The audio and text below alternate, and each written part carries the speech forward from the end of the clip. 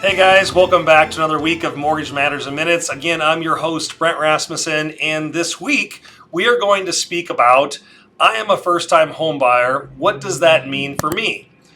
And again, that's the title of our story because a lot of times first-time home buyers hear because of advertising and through family members and friends that they have obtained a first-time home buyer loan and it was very advantageous for them. And so they hear these words first-time home buyer and loans, but not quite sure what that really means for them. Is it a good thing? Is it a bad thing? Is that the loan I should go seek? Should it not be the loan I go seek? Questions like that come up each and every day. So today we're going to define what's a home buyer. We're going to talk about the benefits and what it takes to qualify for a first-time home buyer loan and maybe whether it's beneficial for you or not. So first, what does it mean to be a first-time home buyer? And by the definition in the mortgage arena or mortgage rules, we consider an individual to be a first-time home buyer if they have not owned a home in the last 3 years. So that might seem a little funny to some if they've owned a house 10 years ago in the past, sold that property, went and rented for 5 or 6 or 10 years, and then were looking to buy another house, they would be able to qualify again for a first-time home buyer loan. So that's the definition there of what defines a first-time home buyer, not having home ownership in the past 3 years. So what benefits do the first-time home buyer receive? And the nice thing about being a first-time home buyer is generally 3 different benefits. One, first-time home buyer loans require or allow for a lesser down payment, usually a 3% down payment loan. There are a few that allow for less, but generally speaking, most first-time home buyer loans are going to be at the 3% down point, where most people assume in order to take out a mortgage, they have to put down 20%. And that's not always correct. The 20% scenario is put together if you don't want to pay mortgage insurance. So you don't have to put down 20% if you qualify. So being a first-time home buyer, that is usually the biggest challenge that most people have, is the access to a large amount of money for a down payment. But also as a first-time home buyer, you're also looking at a lower interest rate. So with some certain products that are out there, they're going to grant a little bit cheaper of interest rate, and they're going to grant a little bit cheaper of a mortgage insurance. So the idea is if we benefit that first-time home buyer, it'll keep the real estate market moving forward. So there's an incentive for you to get out there and purchase properties, and it allows the people that are moving up to purchase more properties, and that's what makes the whole real estate market move forward. Because if there was never any new loans, people would be in their house forever, and the real estate market wouldn't exchange, and people move around and have different properties.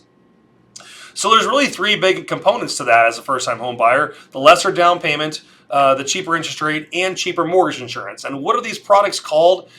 Generally, the 2 largest companies that are providing these type of loans are Fannie Mae and Freddie Mac. And Fannie Mae has a loan called the HomeReady, and Freddie Mac has a loan called Home Possible. Again, it's not super important that you know, do I want a HomeReady loan or a Home Possible loan? That's what your mortgage loan originator is going to help guide you through, to see that both those loans, most of the rules are very much the same. But there are a few caveats sometimes that we might go with a Freddie Mac Home Possible loan versus a Fannie Mae HomeReady. And what we would tell you is that when you're contacting your loan officer, you don't go in requesting it. Some might, but you don't need to, because that is the loan originator's job, is to find and look for the best loan possibly that fits your needs. So lastly here, what qualifications must I meet in order to obtain a first-time home buyer loan? Again, we talked about the 3-year rule. That's very simple. But the biggest rule that first-time home buyers have is their intent also is to help lower income individuals or lower income families qualify for this property. And with that lower income comes standards. And what we look at is the area median income limits. So generally here in the Douglas County area, Sarpy County area, Nebraska is where we originate loans out of. The 100% area median income is around $95,000. I'll show you that here just in a second. So where your income does need to be generally to qualify for these first-time home buyer loans is at 80% of that $95,000, which is at $76,080. So if you're a single individual looking at purchasing a property and you make less than $76,000, you would qualify. The challenging aspect is if there's two individuals purchasing a property together, we have to combine their income. And if we become over that $76,000, many of the first-time homebuyer products and loans go away. The last qualification rule that we need to look at and review is you must take a first-time homebuyer course. And Fannie Mae has their own course, and so does Freddie Mac. There are many other ones that are out there. And when people hear a word course, they're reminded of high school or college or university level. These courses might take hours and hours to obtain and go through. And honestly, I've had clients do them as little as 30 minutes, might take at a max an hour. They really just like to cover what the process is like, who are the people involved. Also, they like to cover budgeting and what your numbers and payments might look like throughout the process, just so you have a little bit more education as well. So what I'm going to pull up next here is a little bit of the information first about the area median income limits, and then about the information online that will show you what it takes and how much income you need to have. So as we talked about before, the area median income limit. So you can go to this long website up on the top here, type it in, or you can just type in the area median income lookup tool for Fannie Mae. So if you see this dark blue right up on top, you'd be able to Google this website, and you can see as I bounce around to different areas in the Omaha area, it's going to give me this same box, which shows here at the middle of the screen our area median income of $95,100.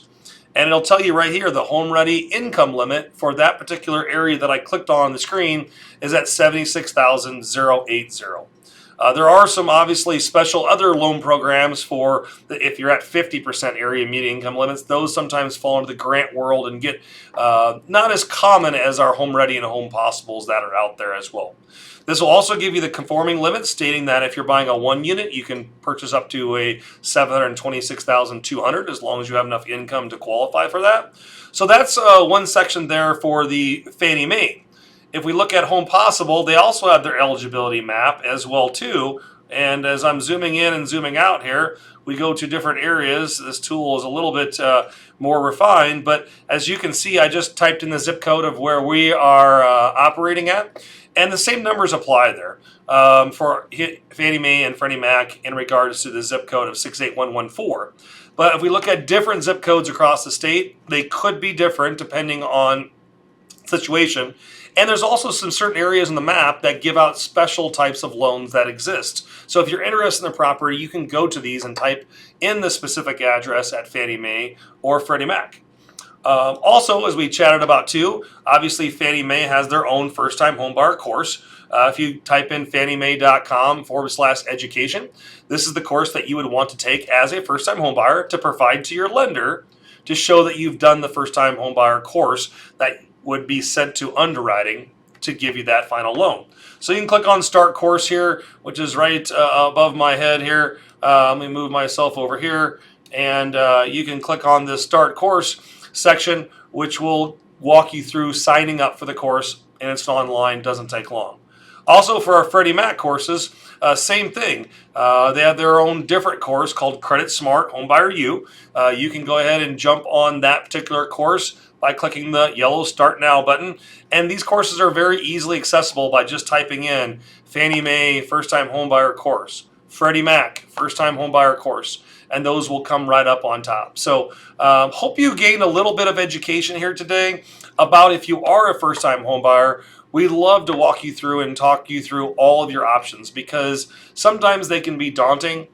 We work with these clients and these loans each and every day and are very versed in those to guide you through where you want to be at. In this video, we kind of just covered today some of the overall basics. So you have a general understanding of where you need to be at for maybe down payment, for your income, and what you need to go through to qualify for these loans. But we're always a phone call away at 402-991-5153. We don't only work 9 to 5. We're around in the evenings, we're around the weekends. So just contact us. We'd love to schedule a time to meet with you. If you want to spend more time, we have many blogs and YouTube videos and education on our website at mtg-specialist.com. And we do this each week. Mortgage Matters in Minutes, 3 p.m. on Tuesday. Love to give you some more information. If you have any questions at any time, don't hesitate to contact us. Have a great week.